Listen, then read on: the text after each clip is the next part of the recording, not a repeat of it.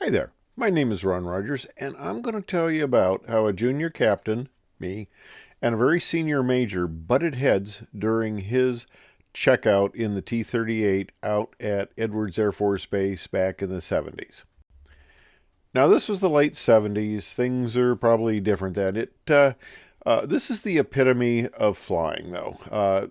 Only the best pilots go to Edwards. It's the top of the food chain, and generally, my job as senior flight examiner, and there I am. That's the little trophy they give you in the when you leave. It's the south end of a north-going horse because basically that's what you have to be, I guess, to do the job. They said, but anyway, the normally I was giving checkouts, check rides, instructions, check rides mostly to test pilots and astronauts. I mean, it was easy duty. These guys just did great. It was easy. But we had another group of pilots who were a little more administrative, and they wouldn't be flying chase. They wouldn't be doing test flight, but they needed to be checked out in aircraft because their assignment required them to be on-duty pilots. And I had one such individual. Now, this individual had 2,000 hours in the F5.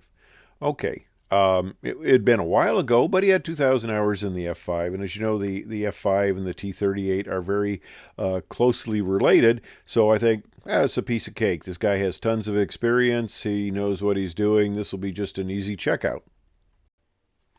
Okay, so here's the T-38, and as you know, you can see a lot just by looking. Very similar to the F-5, except they don't give us missiles in the guns, so, we can't shoot anybody down in the traffic pattern, stuff like that, but it's a very similar flying airplane, and actually, I think the F-5 was designed first, and then they said, that's nice, but we'd like to make that into a trainer, so they developed the T-38, the front seat of the F5 is actually the back seat, became the back seat of the T-38, and they put the cockpit in the front.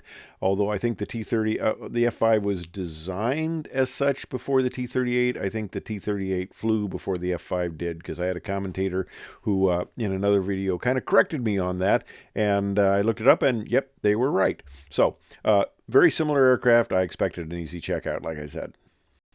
He had been in various administrative jobs, and his last several years of flying had been in the T-39, the business jet there, the beach business jet with what we called the twin hair dryers for engines.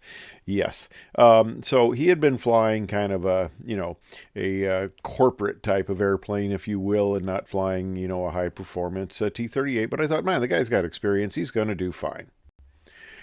So we go out to fly, and it's the typical thing. And the checkouts at Edwards could be brutal.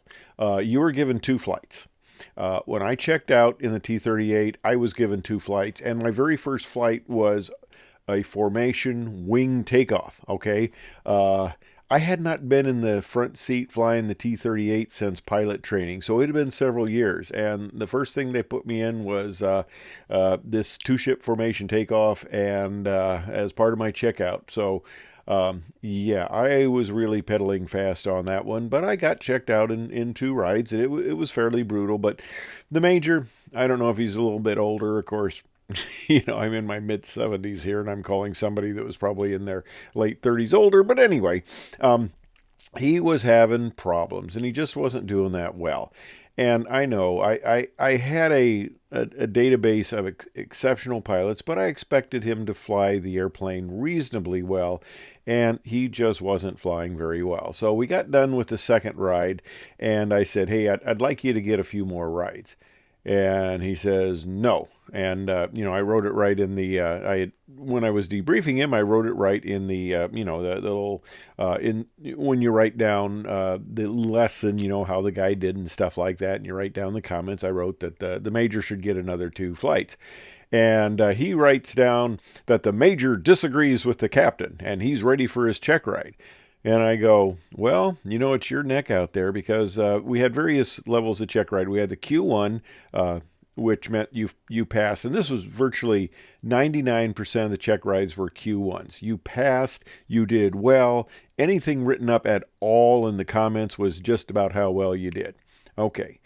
If you didn't do as well, you got a Q2, which was you passed, but we want you to get a couple more rides. You're okay, but before you go out flying by yourself, we want you to get a couple more rides. And of course, the worst one was the dreaded Q3. You failed, and virtually nobody out at Edwards ever got a Q3. I mean, that was the ultimate kind of you have really failed type of disaster. And for the caliber of pilots we had out there, that just did not happen. But anyway, he wanted to get his check ride, so I said, fine, I'll set you up for a check ride. Now, I was the senior flight examiner, but I also did checkouts, of course, did instruction in the T-38. But since I had done the instruction, somebody else was going to need to actually do the check ride. So I thought, okay, this guy likes to pull rank, so I'm going to have a neighbor of mine. This is my house out at Edwards. That's actually my wife there on her bicycle. And you notice those big, lush trees, the swamp coolers, because it was low humidity and it worked very well. Well, that's the way it was in the late 70s.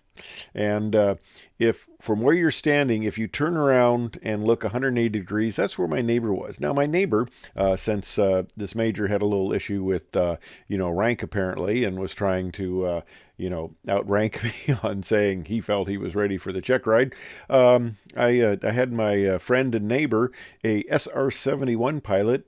He flew that and the T-33, and he and I had a lot of fun flying the T-38 together. We just had a blast. But anyway, I digress. Okay, he's a lieutenant colonel and an SR-71 pilot, and I said, hey, I got this guy. He wants a check ride, and he says, okay. So we set him up check ride. Oh, just to clarify the situation here as far as the location.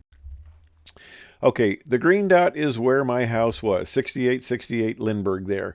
And he was also on Lindbergh at the blue dot. But you notice that the houses aren't showing up in this picture very well. Well, I found out, actually fairly recently, that they had redone the housing out at Edwards. And they basically said, people wanted to come back and see it. And Edwards is really tight now and getting on.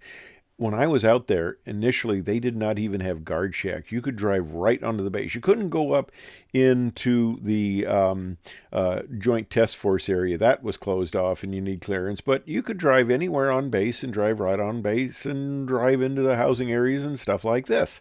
But they later tightened that down while I was there in the late 70s. But for a while, Edwards was an absolutely open base because we had like 10,000 contractor people drive in every day, and to make them go through a security check. Basically, you had to have the bright stickers and they'd wave you on through, but it would slow things down. So that's why I think they had it fairly open for a long time. But anyway, okay. I'm digressing on my digressions here. Anyway, I am the green dot. He's the blue dot there. None of these houses exist. They were taken away. They basically said if you wanted to come see where you lived, if you haven't been on base in 10 years, nothing is the same. And so I got the satellite pictures, and yeah, they're right. Nothing is the same. My whole neighborhood is gone. Okay, like I said, he was an SR-71 pilot. Great pilot, very highly regarded, and okay, that's fine. You'll give him the check ride. If he wants to pull rank, you outrank him, so be that as it may. So he gives him the check ride, and he comes back into my office and says, well, he passed. And I go, really? And he says, yeah, he did adequately well. But let me tell you, he showed me the form because as the senior flight examiner, he signs him off as a flight examiner. Then I have to approve it as a senior flight examiner. And of course, I'm going to approve what he gives me. But the guy had 2 pages of write-ups, and every one was a deficiency of his flying ability. So, okay, Major, yeah, you passed. You're safe. Okay, you're safe enough. You passed, but you have a pretty poor check ride form here because you have 2 full pages of write-ups of how you weren't a very good pilot. So, okay, he passed, but it was pretty much in writing that, yeah, this guy was kind of marginal.